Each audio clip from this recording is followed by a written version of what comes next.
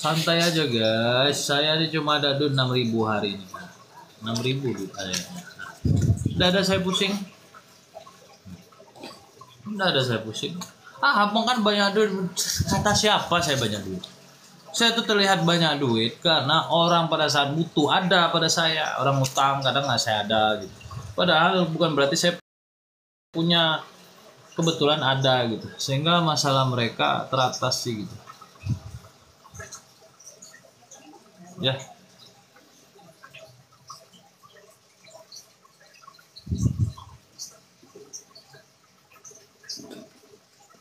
Assalamualaikum. Waalaikumsalam Mbak Nopianti. Ya ini dulu pernah ke tempat rumah saya kan akhirnya kecewa beliau. Udah saya bilang, kalian cari saya kan kecewa. Gitu. Maka cintai saya itu bukan karena saya kalau Allah ridho kan akan bertemu kan. Tapi insya Allah itu semua pelajaran. Saya senang buat orang kecewa guys. Karena tujuan saya kan bukan pujian. Nah tuh kan ya kecewa.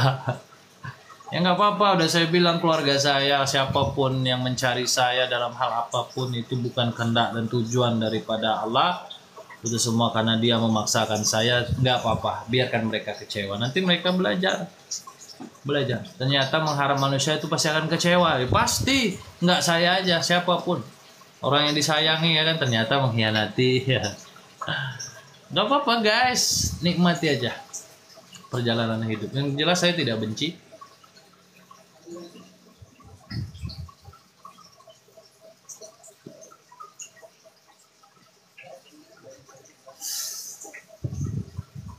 Ya Allah ya Rabbi ya Allah ya. Bang, kapan buat konten lagi bang? Jangan. Ya bener bang kata bang, pujian kalau dibuang tapi jadi ujian. Tuh. Mana ada orang senang guys diuji, dikritik, dikata-katain, mana ada? Oh dipuji terbang semua, oh ya rokok sebungkus jadi 2 bungkus, beli lagi sebungkus, panjang obrolan, apalagi isi pujian. Kalau dikritik marah mereka, tapi ya enggak semua orang juga. Tapi kebanyakan sifat manusia begitu. Nah kita harus bisa keluar dari itu guys, kalau bisa. Tapi ya namanya manusia tuh kadang kan memberi itu takut sia-sia, ini minta nilai gitu. Saya sedekah loh kemarin 1 juta, padahal niat ingin beritahu.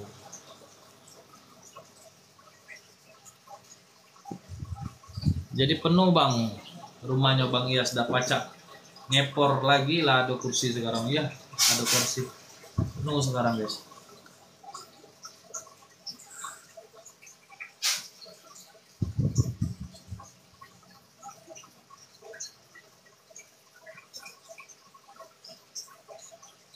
Kenapa ya Bang Ustadz aku merasa hidup ini kalau nggak ada uang terasa sumpek? Ya biasa, orang kita hidup udah terbiasa dengan zaman. Kita lahir itu nggak ada Allah beri uang, nggak ada. Orang lahir itu sekarang itu pakai duit gara-gara dia operasi, gara-gara dia ke bidan, gara-gara dia ke dokter. Wajar sudah pakai duit. Dulu kan ke dukun beranak nggak pakai duit, bawa beras. Jangan heran orang sekarang pusing dibuat duit dunia. Padahal Allah itu berikan kita tenaga, stamina itu guys. Menolong orang itu tanpa imbalan saja, itu Allah akan janjikan saya ganti nanti kebaikannya. Nah tapi orang sekarang kan kadang nolong orang kan berharap duit, jadi sia-sia. Jadi Allah itu berikan kekuatan saja, itu udah pengen dibayar duit. Apalagi amalan sekarang sikit-sikit paham dunia amalan, doakan orang minta duit, nggak ada amplop. Jadi jangan sampai ya kita saja menolong orang, bukan soal doa ya, nolong orang aja pakai tangan. Ibu mau kemana ya, saya angkat ya, oh iya ini saya pasti nanti dikasih duit. Ya. Manusia tuh kadang sudah menakar tenaganya udah jadikan duit. Apalagi orang yang pandai berdoa, orang yang amal-amalan, ujung-ujungnya duit. Dunia ada jadi duit, jadi maklum.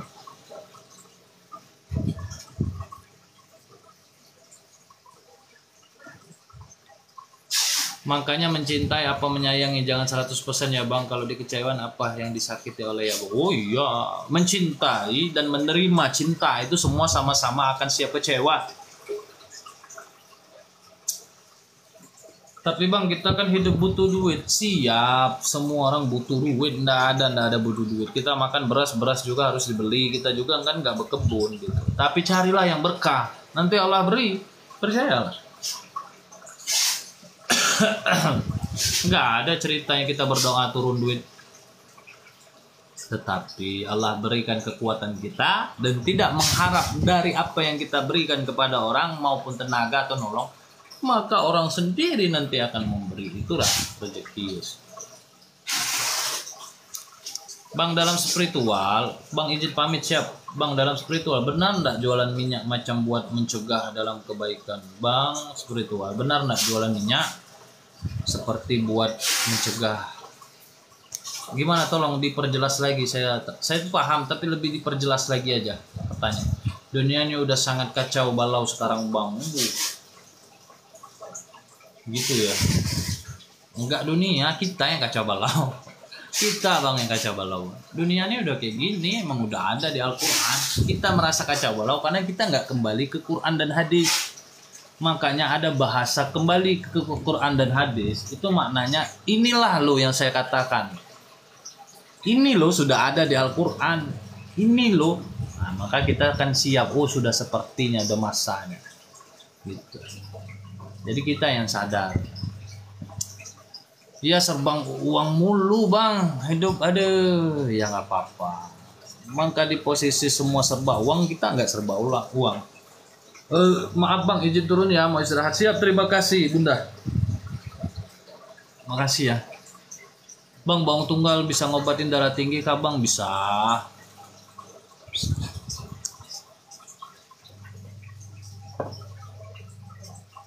Bisa.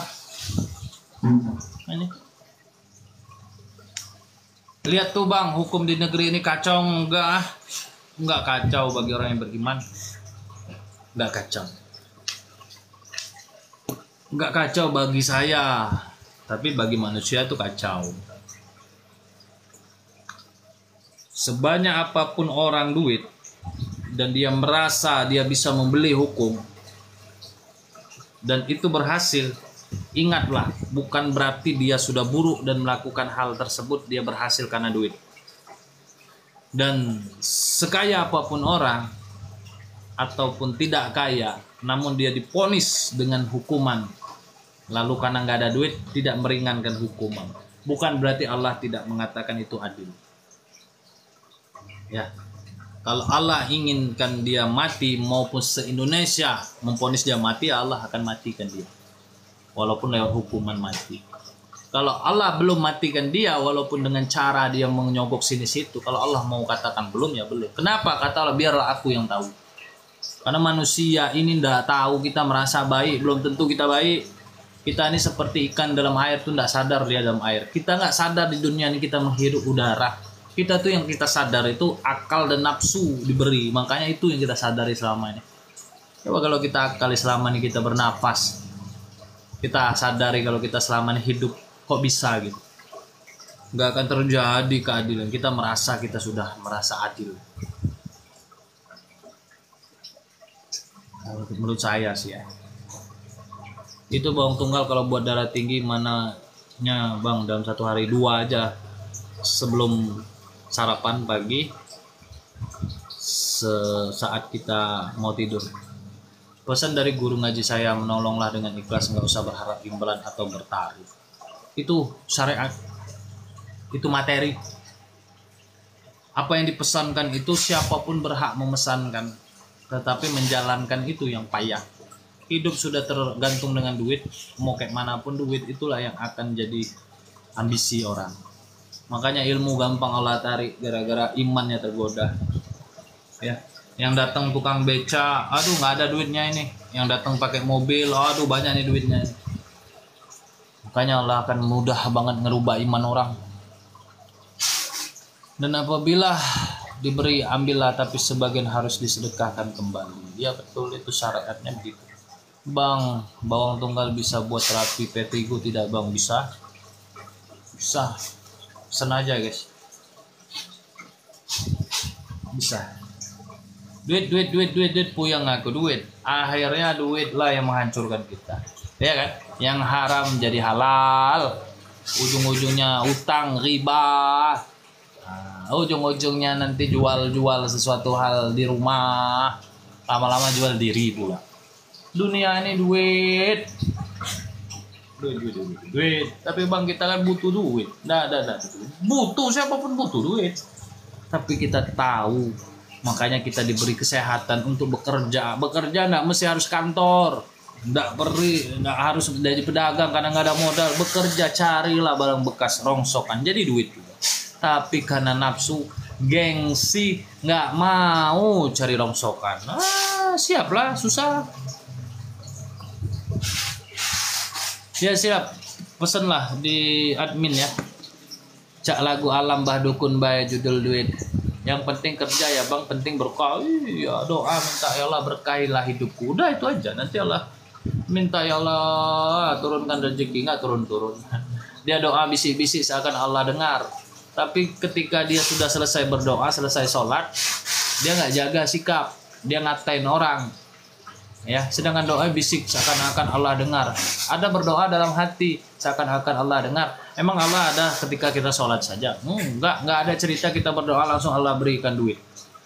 Tapi ketika kita mendapat rezeki itu dalam keadaan usaha, berarti Allah itu tidak ada di saat kita sholat saja. Allah di mana-mana dan mengetahui kita sedang apa, apalagi berprasangka buruk kepada orang. Hati kita ini kadangnya jengkel sama orang. Saya tadi udah, ternyata saya nggak ada dapat apa-apa nolong dia. Doanya padahal baik, ngeluhnya banyak. Doa cuma 5 menit, ngeluhnya 20 menit. Mana usaha, kata Allah. Kalau kau berani berkata minta dan yakin kepada aku, ngapa lagi kau ragu? Ya hanya tak sabar saja kadang.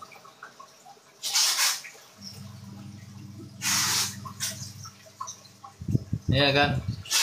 Dimana ada usaha di situ ada rezekinya. Yakinlah itu. Yakin aja. Nah, saya mau pindah konten, abang udah yakin sahabat. Saya kan yakin sudah. Abang tadi melarang lagi kan. Ya kayak gitulah intinya itu. Ya betul bang. Nagih utang yang ditagih selalu ngilang bang. Ustaz, apakah aku salah jika merasa jengkel? Enggak salah.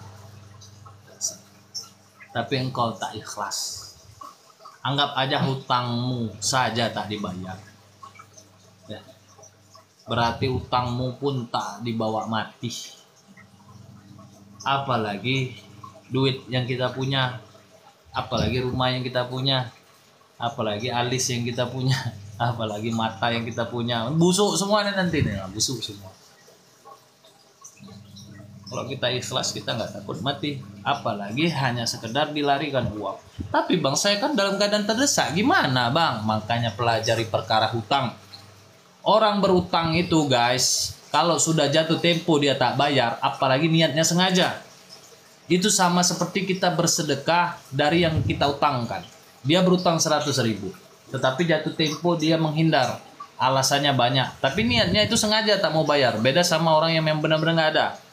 Ya. Apalagi dia pergi sehari 100.000, 2 hari, sampai selamanya dia tak bayar sampai dia mati. Kita sudah sedekah 100.000 setiap hari. Bayangkan. Lalu ketika dia mati, makanya susah ketika dia mati ninggalin utang. Kita bersedekah. Kita saja yang selama ini pengen banget tak bayar. Padahal kita nggak tahu. Aku nggak punya utang, duit sama orang. Iya saya paham ya Mbak Ustazah Mia Kurnia atau Ustazah Mbak ya. Udah beda bang Ilyasnya, beda. Udahlah guys ya, kalian lihat senyum saya aja itu udah senang ya, mudah-mudahan ya. Kenapa? Karena saya nggak mikirin dunia nih. Tapi nggak apa-apa guys, yang namanya silaturahim.